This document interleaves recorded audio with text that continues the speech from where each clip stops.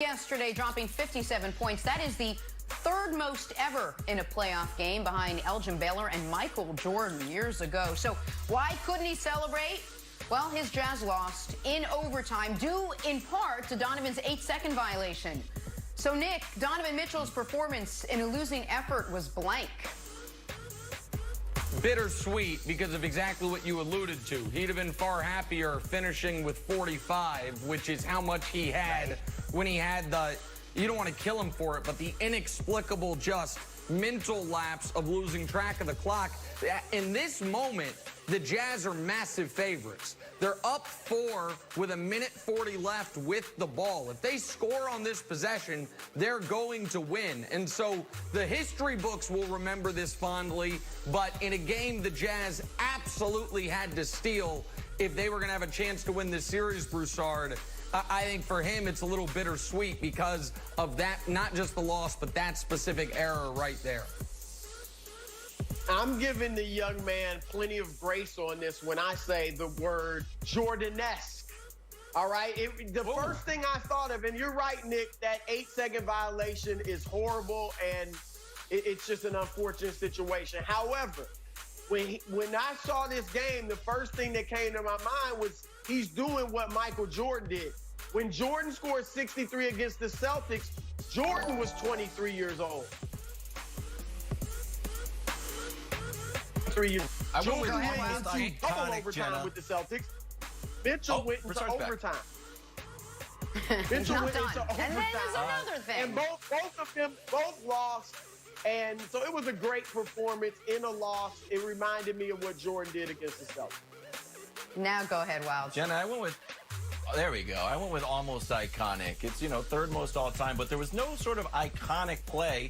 The 8-second violation is not going to be iconic, like Jordan crossing up Bird. You needed one really iconic play to get this one cemented, not in the history books, but on your TV, and we didn't really get it. This is the iconic play that everyone's like, oh, 63 points. This is the moment that you'll see on every Michael Jordan highlight. So we didn't quite get that from Donovan, so I went almost iconic.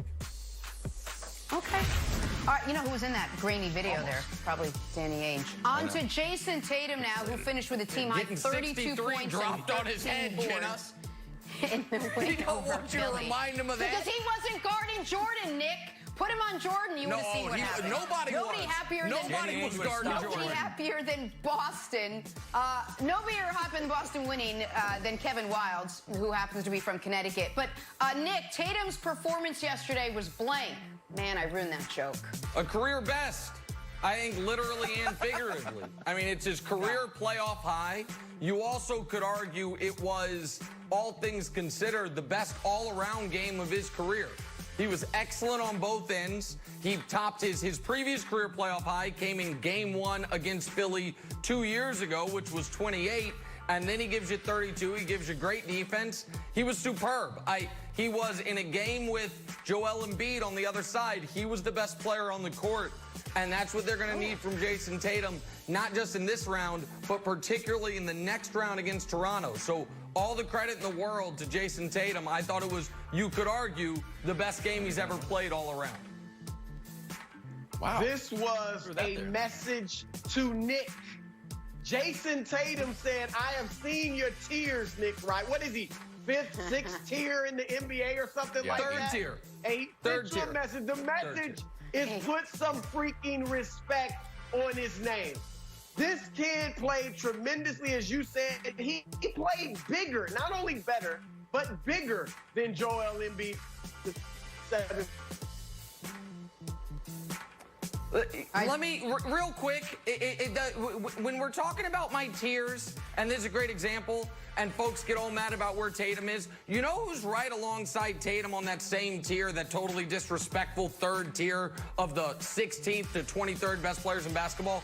His draft classmate, Donovan Mitchell, who we just talked about, dropped 57. So let's just all pump, we can give the guy credit and not overdo it. Wildes, it's the best game of his career. That should be enough. We don't have to elevate him past. Again, Boston fans are like, oh, Nick, are you ready to admit he's the best player in his draft class? No, but he's really, really good. I think he's an excellent player, and we'll see how it plays out. It's the best game of his career yesterday, Wilds. Well, as the captain of the tier criticism company, your tiers need more movement. That's why people get frustrated, because he does well and he's sitting still on the tier on the graphic. It's got to be like the stock market. Just move him up. Like, oh, not a prisoner of the 0.01, moment. green arrow up. I think people would like that. Anyways, about Tatum, I went with missing Ben Simmons. Simmons guarded him all year. He shot 31%. Now he's gone. Matisse did a decent job, but I think you really felt Simmons was Simmons' absence this time. Jason Tatum, 15 points in the second.